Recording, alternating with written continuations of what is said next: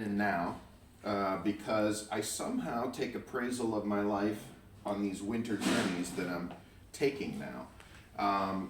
So those that don't know me, I'm digital nomad, but I have employees in Ukraine, so I can work anywhere. Does anyone have that option? They can work anywhere they want to, if they want to.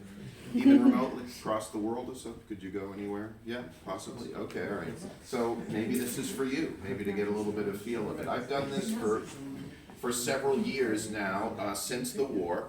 I lived in Ukraine from 2019, and I left just before the war, and I've tended to leave in the colder months during the war. And this journey is one that, like, I've been on for purposes of, exploration, a little bit taking advantage of this particular period in Ukraine's history, since, the gray skies, bright bombs, I don't really want to be in the wintertime so much. Although I love the snow, I like to see it again at some point. But I've had these like 6-month periods, and some people will ask me, do you plan these out a whole lot? Do you like go through this large itinerary? And the reality is no. There's usually decision points along the way that I make, trigger points that tell me where to go to next. So this time I had to do a trip to the United States for business in last October, starting out. And I said, well, I want one hopover spot. So sometimes you make that decision, like one layover spot for a very short period. And so I chose Iceland just to make a stopover point for only 2 things I wanted to do in a 1-day layover. One was to go in a volcanic pool and swim, and one other one was to ride an Icelandic horse. I've always loved those things with their long hair and all of that. So those are the only 2 things that I wanted to do with that. So if you ever done a day layover thing, they're kind of, they're a little aggressive, but if you have it, that's where you really need a defined purpose to kind of set up. And I went to the US, did my business, and then I went down to visit some friends in Florida. And I said, well, I need to visit these friends from California, but I don't want to go and stay in California with them, So I decided to go to Las Vegas for generally the holiday season, because Las Vegas is great because there's flights from everywhere that come in, so people can see you easy. And I'm kind of at the point of life now where I don't want to always go to people where they are. I want them to come to me too, but it's too far for them to come to Ukraine. So, but these little stopping points, and it was a great time, always tons to do, tons of groups, easy to make friends. Oh, by the way, I got my motorcycle license in Florida, so I could ride motorcycles out there in Las Vegas too. Some great motorcycle riding stuff. And so I got through the holidays with that, and I said, well, where am I going to go? I said, there's 2 choices, decision point. Come back through Asia, or go maybe to South America. I had done Southern Europe last year, so I said, it's one of those 2.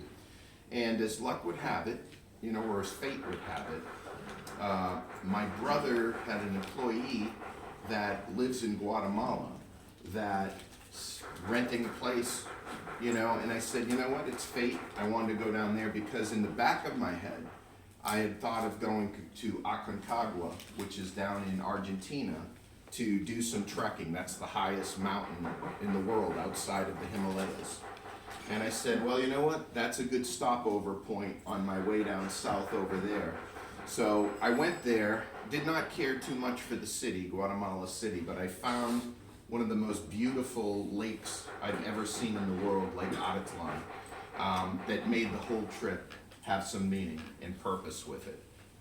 And so I did a month there. Oh, and by the way, I met a Ukrainian while I was there that had a little patriotic Ukrainian dog with the most beautiful vest with the Ukrainian flag and everything. So I felt kind of at home, seeing that again.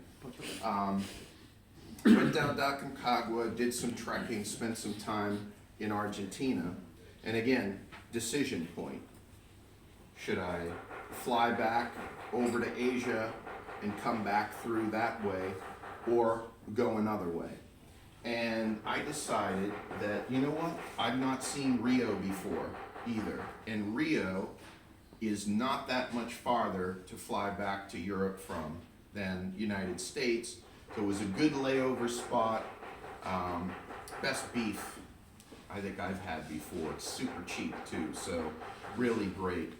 And I'm taking in all of this. For a minute, it's a very hard thing in a lot of ways to do, because when you're traveling like this, you just arrive somewhere and you're actually worried about what you're going to do next. So you get into your place and you're like, I can't stay here, you know, maybe I will, but maybe I won't. Decision points all the time in coming. But there's three takeaways from these travels that I kind of got. First of all, I can't keep doing these things forever. I think I maybe have one more round of this in me, maybe an Asia trip or something when I go back to the US. The second thing is that I really am more into nature now than I am into the cities. Big cities disappoint me, except Kyiv. I always come back here and I'm always happy to be back in Kyiv because it seems to have a stability to it that's strange given the circumstances, but a unified culture, a belief in itself as a city, so that feels really good. And then the other thing I learned about myself was that I don't need social media anymore. If I can get away from it, I'm going to, because I have two different phones. I have one that I use when I'm outside of Ukraine, outside of Europe, because the Ukrainian Kyivstar has very bad support in the United States. If any of you go to the United States, get some other type of phone than a Ukrainian phone. The roaming is bad. But anyway, that I lost my Instagram passwords and other stuff from the other phone, and I said, you know what, I'm going to do without, and I feel detoxed totally after 6 months. So I highly recommend you to try it at least for a short period of time. But those are my wanderings and the travels. And if you ever had any question on any of these places, I don't want to get too deep into what those were about, but feel free to ask me and chat more after. So glad to be back. Thank you.